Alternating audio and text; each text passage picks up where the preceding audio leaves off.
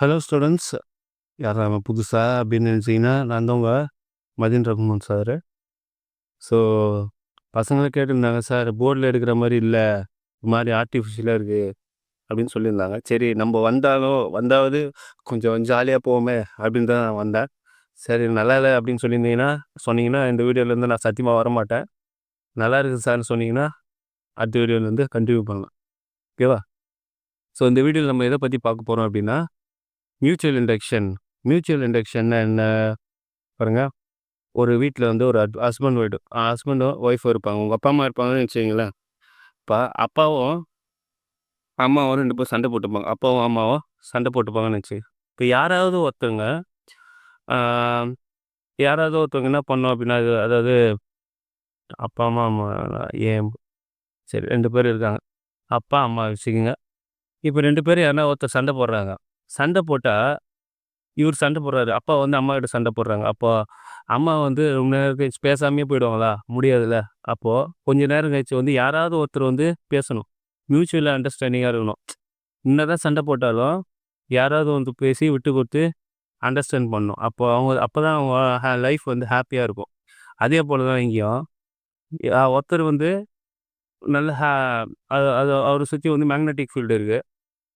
அவர் போயிட்டு இன்னொரு காயிலில் போடும்போது அதுலேருந்து ஆப்போசிட்டாக ஒரு இன்டியூஸ்ட் இஎம்எஃப் வந்து ப்ரொடியூஸ் ஆகுது. பாருங்க, இந்த ஃபஸ்ட்டு காயிலில் சொல்லணும், ஈஸியாக உங்களுக்கு புரிகிற மாதிரி சொல்லணும் அப்படின்னா, இப்போ நமக்கு இங்கே 2 செட் ஆஃப் காயில் இருக்குது. ஒரு செட் ஆஃப் காயிலில் வந்து நான் கரண்ட்டை வந்து அப்ளை பண்ணுறேன், I1ன்ற கரண்ட்டை. இது வந்து N1, number of turns in coil 1, number of turns in coil 2. இது N1 N2 வச்சுக்கோங்க. இப்போ நான் ஒரு கரண்ட்டை வந்து காயிலில் அப்ளை பண்ணும்போது நான் இங்கே என்ன ப்ரொடியூஸ் ஆகும் அப்படின்னா, மேக்னெட்டிக் ஃபீல்டு வந்து ப்ரொடியூஸ் ஆகும். அது போய் எங்கே போய் படும் அப்படின்னா, இந்த செகண்ட் காயிலோட போய் லிங்க் ஆகும். இந்த செகண்ட் காயிலோட போயிட்டு லிங்க் ஆகுது. மேக்னெட்டிக் ஃபீல்டு ப்ரொடியூஸ் ஆயிடுச்சு. அப்போ இப்போ இது வந்து செகண்ட் காயிலில் போய் இன்டியூஸ் ஆகும்போது அங்கே என்ன ஃப்ளக்ஸ் ப்ரொடியூஸ் ஆகுது அப்படின்னா, என்ன டைப் ஆஃப் ஃப்ளக்ஸ் ப்ரொடியூஸ் ஆகுதுன்னா,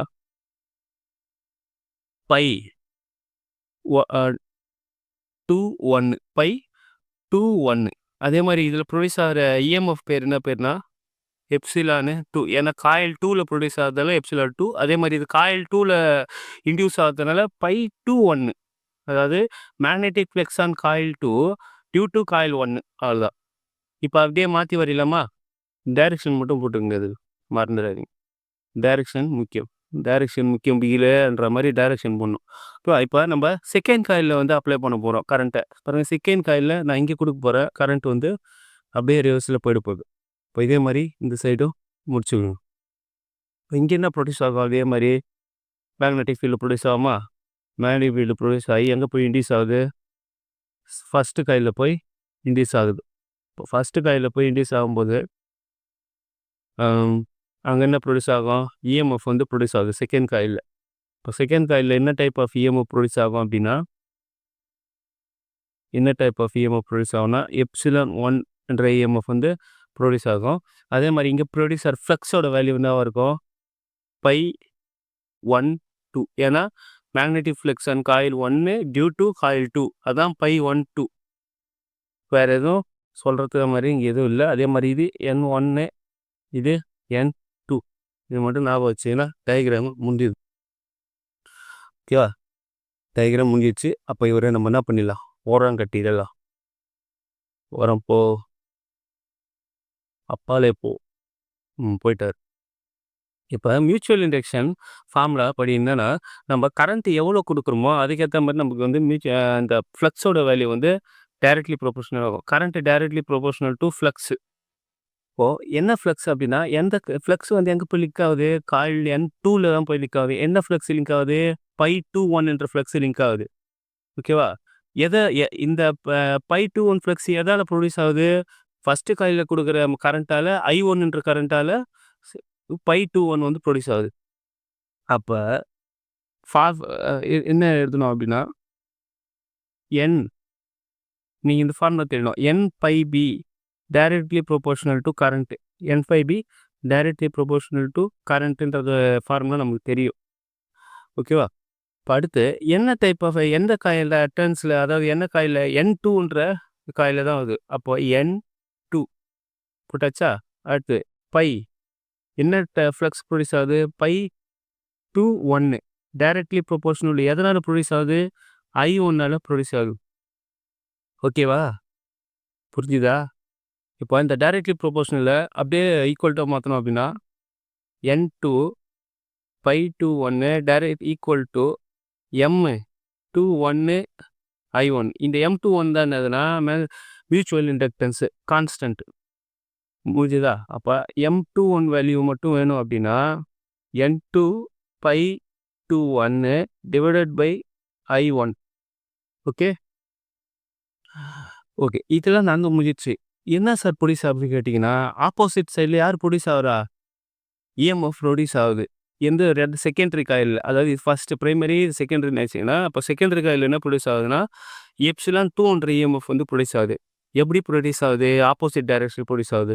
உங்களுக்கு வந்து இந்த ஃபேரடேஸ் எலக்ட்ரோமேக்னெட்டிக் இண்டக்ஷன் ஃபார்முலா ஞாபகம் இருக்கா? ஃபேரடேஸ் எலக்ட்ரோமேக்னெட்டிக் இண்டக்ஷன் ஃபார்முலா ஞாபகம் இருக்கும். என்ன ஃபார்முலா அப்படின்னா எப்சிலான் ஈக்குவல் டு என்ன formula, minus d by dt of N by B. இந்த ஃபார்முலா ஞாபகம் இருக்கும். ஓகேவா? அப்போ நம்ம இந்த ஃபார்முலாலேருந்து நம்ம என்ன எழுத போகிறோம் அப்படின்னா, ஓகே, எப்சிலான் என்ன எப்சிலான் ப்ரொடியூஸ் ஆகுது, எப்சிலானு 2 ப்ரொடியூஸ் ஆகுது. எப்படி ப்ரொடியூஸ் ஆகுது, ஆப்போசிட் டைரக்ஷனில் ப்ரொடியூஸ் ஆகுது. அதே மாதிரி டி பை டிடி என்ன வேல்யூ, என்ன நம்பர் எங்கே ப்ரொடியூஸ் ஆகுது, N2ல் ப்ரொடியூஸ் ஆகுது. N2 என்ன ஃப்ளக்ஸ் ப்ரொடியூஸ் ஆகுது, பை 2 1. ஓகேவா, பை 2 1. இப்போ அந்த N2 பை 2 1 ஈக்குவல் டு என்ன போட்டிருக்கோம், M21 I1 போட்டிருக்கோம். இப்போ அதுக்கு பதிலாக அப்படியே அதை மாற்றிடலாம். இப்போ எப்சிலான் 2 ஈக்குவல் டு மைனஸ், இந்த மைனஸ் சைன் வந்து ஆப்போசிட் டைரக்ஷனில் இஎம்எஃப் வந்து ப்ரொடியூஸ் ஆகும். அதாவது மேக்னெட்டிக் ஃபீல்டு ஆப்போசிட் டைரக்ஷனில் இருக்கும். அதனால நம்ம ஆப்போசிட்னு போடுறோம், மைனஸ்னு போடுறோம். ஓகே, அப்போ N2 பை 2 1 பதிலாக என்ன வரும், M21 I1 போடுறோம். அப்போ D by dt of M21 I1. ஓகேவா, M21 I1. அதே போல் இந்த M21ன்றது என்னது, கான்ஸ்டன்ட். அப்போ epsilon 2 equal to minus M21 dI1 by dt. Okay, அடுத்து நமக்கு என்ன வேல்யூ வேணும்னா மியூச்சுவல் இண்டக்ஷன் வேல்யூ வேணும். அப்போ M21 ஈக்குவல் டு இந்த மைனஸ் dI1 பை டிடி வந்து அந்த சைடு போயிடுது. அப்போ மைனஸ் ε2 dI1 பை டிடி. அப்போ மியூச்சுவல் இண்டக்ஷன் எப்படி டிஃபைன் பண்ணலாம் அப்படின்னா, the EMF produced in opposite direction when the rate of change of current pass through it. என்ன சொல்ல வராங்க அப்படின்னா, ஒன்றும் இல்லை, எது வரையும் கரண்ட் வந்து அங்கே சேஞ்ச் ஆகிட்டே இருக்கும், டைமு போகிறது, அப்போது அது வரையும் நம்ம என்னன்னா ஆப்போசிட் டைரக்ஷனில் இன்டியூஸ்ட் இஎம்எஃப் வந்து ப்ரொடியூஸ் ஆகிட்டே இருக்கும். ஓகேவா, இப்போ அப்படியே எக்ஸாக்டாக சிமிலர்லி என்ன பண்ணோம், நம்ம இப்போ இந்த டயக்ராமுக்கு போட்டோம், இப்போ இந்த டயக்ராமுக்கு போடணும்.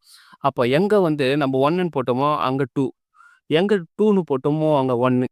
அப்போ சிமிலர்லி இந்த வேல்யூ அப்படியே சேஞ்ச் ஆகிடுமா, இந்த வேல்யூ அப்படியே சேஞ்ச் ஆகுமா, அதே மாதிரி இந்த வேல்யூ அப்படியே சேஞ்ச் பண்ணலாமா. அப்போ போட்டோ என்ன வரும் அப்படின்னா, சிமிலர்லின்னு போட்டு இந்த வேல்யூ நம்ம எழுதுகிறோம் பாருங்கள்.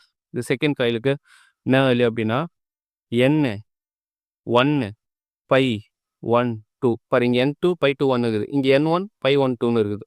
அதே மாதிரி M12 I2. ஓகேவா, நான் மேலே போயிடுறேன். போகிறோம், அப்படி போக மாட்டானே, சரி இதுவும் பார்த்துக்கலாம். ஓகே ரைட், இப்போ இந்த ஈக்குவேஷன் அப்படியே சிமிலர்லி எழுதுறான். M12 equal to minus ε1 divided by dI2 divided by dt. Right, போட முடியல, முடிஞ்சிச்சு. லாஸ்ட்டாக என்ன ஆன்சர் சார் அப்படின்னா பாருங்க, M12 வந்து எதுக்கு ஈக்குவலாக இருக்கும்னா M21க்கு ஈக்குவலாக இருக்கும். இதுதான் வந்து இங்கே லாஸ்ட்டாக நம்ம கண்டுபிடிக்க வேண்டிய ஃபார்முலா. அந்த ஃபார்முலாவை எங்கே எழுதலாம், அடுத்த பேஜில் எழுதலாமா? அடுத்த பேஜில் என்ன எழுதணும் அப்படின்னா, லாஸ்ட்டில் நல்லா என்ன formula, M12 equal to M 21 இதுதான் இதோட ஆன்சர். மியூச்சுவல் இண்டக்ஷன் வந்து எந்த காயிலில் கரண்ட் கொடுத்தாலும் 2 காயில்லையுமே என்ன இருக்குன்னா மியூச்சுவல் இண்டக்ஷன் நடக்குது. நம்ம எப்படி கொடுத்தாலும் அதோட வேல்யூ எப்படி இருக்குதுன்னா சேமாக இருக்குது. ஓகேவா? வீடியோ பிடிச்சிருந்ததுன்னா கமெண்ட் பண்ணுங்கள். சார் இனிமேல் நீங்கள் வரைய தேவையில்ல, நீங்கள் வர தேவையில்ல, வெறுமனே நடத்துங்க அப்படின்னு சொன்னால் அதையும் கமெண்ட் பண்ணுங்கள். நல்லா இருந்தாலும் கமெண்ட் பண்ணுங்கள், நல்லா இல்லைனாலும் கமெண்ட் பண்ணுங்கள். சப்ஸ்கிரைப் மட்டும் பண்ணுங்கள். ஓகேவா? பண்ண மாட்டேறீங்க யாரும் பார்க்குறவங்களாம். சரி, சப்ஸ்கிரைப் பண்ணிவிட்டு ஃப்ரெண்ட்ஸுக்கு ஷேர் பண்ணிட்டு அதே மாதிரி வேறு என்ன சொல்லணும், ஏதோ சொல்லணும்னு ஞாபகம் வச்சு நான் மறந்துடுறேன். ஓகே, அதே மாதிரி இந்த பிடிஎஃப் வந்து டிஸ்கிரிப்ஷனில் டவுன்லோட் பண்ண மறந்துடாதீங்க. ஓகேவா? தேங்க்யூ.